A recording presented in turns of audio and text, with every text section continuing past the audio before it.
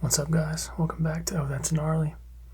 We're going to be changing the direction of the channel a little bit. For those of you that don't know, I have an ASMR channel as well. I know it's going to shock a lot of you guys. But it's called Cap Bailey ASMR. We have about 260,000 subscribers over there. And I used to do quite a bit of gun content over there as well. Just cleaning guns, sort of arms, dealer-esque roleplay type of stuff. It was always really fun, always geared around the gear. But since the platform that I'm filming this video on is getting a little bit more stringent towards that sort of content, I thought it would be wise to move my ASMR gun content over to That's Gnarly. So it's early enough that we're not going to get rid of a huge audience over here. If you don't like ASMR, that's fine.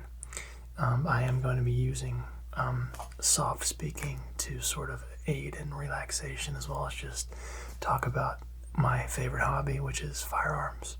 So now that we got that sort of administrative stuff out of the way, I'm elated to tell you about my new firearm build, which is a 14.5 pinned and suppressed Recce rifle. I just got done finishing this build. It's probably my favorite rifle that I own right now.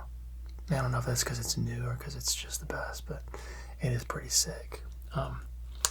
Just got a chance to take it to the range, and I'll throw in some B-roll on top of this video. But I'm just going to go over the build with you, show you the parts, and tell you what I like about it. So this is the rifle, and I can't get it all in the frame because we're sort of confined here in space.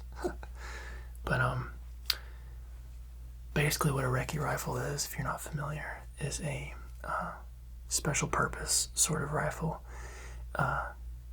dedicated to the environment that you are in. So i.e., if you lived in a suburban or downtown area rather, you might be well versed with a shorter barrel rifle and a red dot. If you live in a rural area where it's mountainous and there's sort of a terrain, you might do something like this with an LPVO and offset red dot. Or if you're, in the plains with vast space, you might throw on more magnification and actually use something like a SR-25 or maybe like an MDR type of build where you're shooting a .308 caliber round to really reach out and have effect downrange. But for my place of residence, which is Arkansas, something like this is prime. Quite mountainous with open shots as well, upwards of 200 to 300 yards. So what I have on this rifle at the start of the tip is a Dead Air Sandman S. On this particular rifle, this is a 5.56, I have a 30 caliber end cap on it, but I did just order the 5.56 flash hider end cap, which is supposed to kill some of the flash that comes out of the barrel, as well as deaden the sound a little more. With the bipod, I chose a Magpul M-Lock mount. I like this because it cuts down on weight as well as the connectivity there on the M-Lock. I don't have to run an adapter for a QD mount or stud mount or anything like that. It just goes right onto the M-Lock, deploys easily, and pivots easily. I say that, I just torqued it down pretty tight, but as you can see, nice tilt, pivot, whatever you want to call it, but it's also got the adjustable legs for different surfaces. So I'm a big fan of this bipod, and I would buy it again.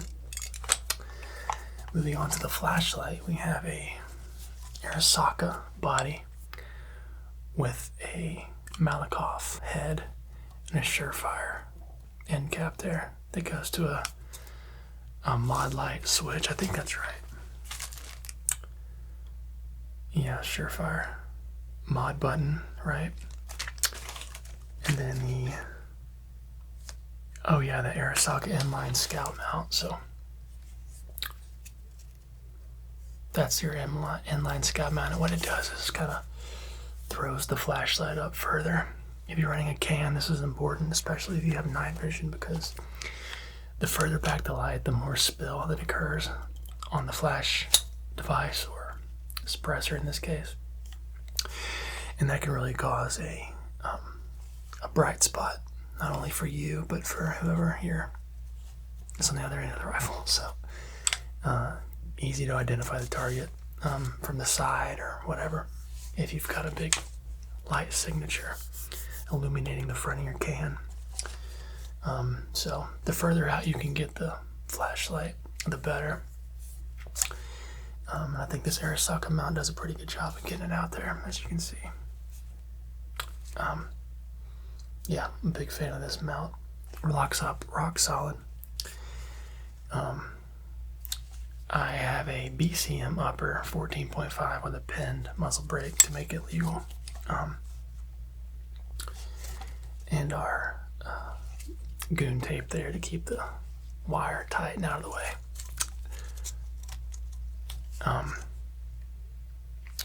What we have here is a Arisaka, what do they call it?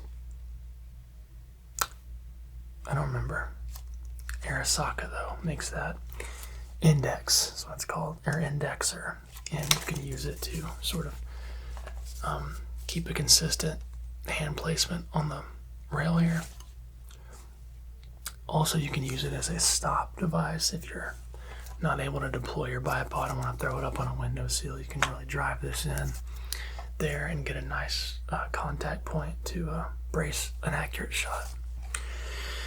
Moving over to the optics, plural, we have a Arisaka offset mount here in front with a Hollow Sun EDS.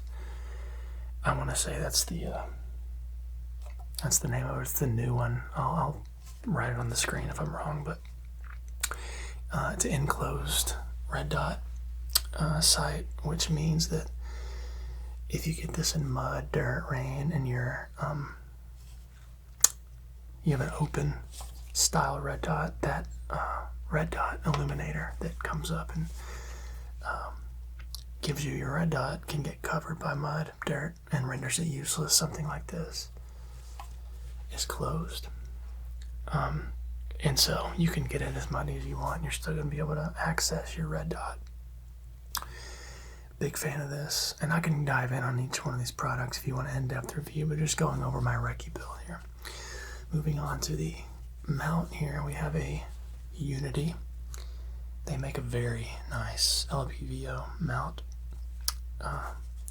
Lightweight, rock solid connection, and they do have a proprietary offset mount system that you can go with here.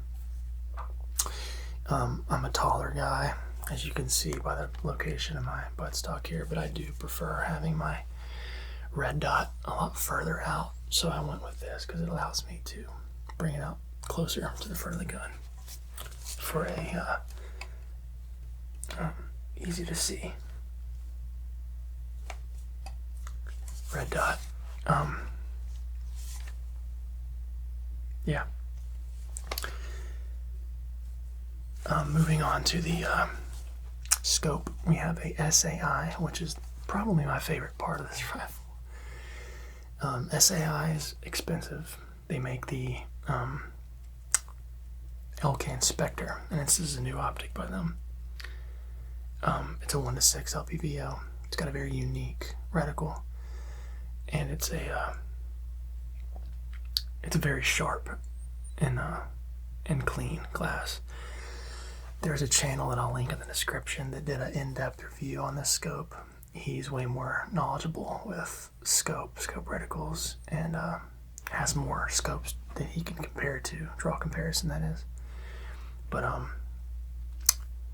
this is on par with the Razor Vortex, as well as any other variable LPVO on the market. I could have gotten any LPVO. I had the money saved up for a Voodoo. After watching his review, I went with this AI, and I don't regret it one bit. This is a TAC shooter, and 100 yards. I was shooting 1-inch groups, no problem, with 77 grain Sierra ammo. Moving to the bolt carrier, currently running a BCM. I have a Sharps on the way.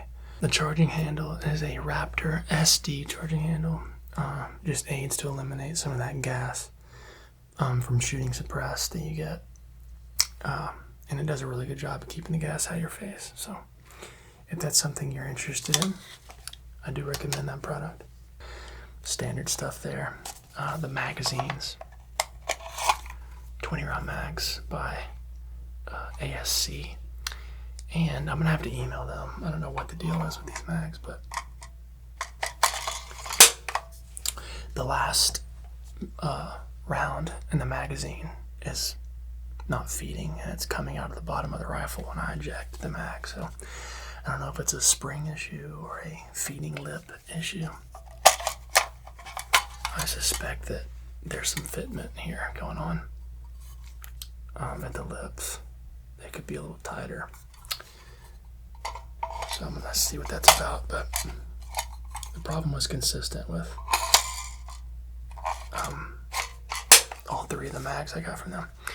Moving to the trigger, we're running an AIM surplus, 3.5-inch single stage trigger. This is not the first AIM surplus trigger I've had. I'm a huge fan. I have a Geisley on my 10.3 URG build, but for precision and the price, you really can't beat this trigger. It's $100, and it could be $300, and I would still recommend it. It's very, very nice trigger. Our lower here has a Sharps lime wire. Is that right? No. Live wire, yeah. Bullet lower. That's all they have at the gun store. No big deal there. Just kind of looks futuristic, I guess. We have a BCM grip. Some more goon tape there. Standard safety, standard mil-spec buttstock, and a B5 SOP mod here for a nice, thick, girthy cheek weld. But yeah, guys. This is my favorite rifle I've built so far. It's a very good rifle, and yeah, if you're looking to a recce build, this would be a good one. So I am going to be doing more in-depth gear reviews moving forward on here as they come. Yeah, different format, but anyway, I'm going to inlay some shooting footage on here at the end. Hopefully you guys enjoy it, and yeah, thanks for watching. Hopefully you guys are cool with the direction that this channel is going to go. I don't really have any real estate land to do the old style That's Gnarly videos at the moment. Just a public shooting range that I go to. So if you guys know anybody in South Missouri or North Arkansas that's got some land where we can act up, let me know. We can film some more crazy stuff. But until then, and moving forward, more ASMR content here. I know there's a market for the gun stuff. You guys seem to enjoy it, so thanks for the support. And I will see you again next time. Peace.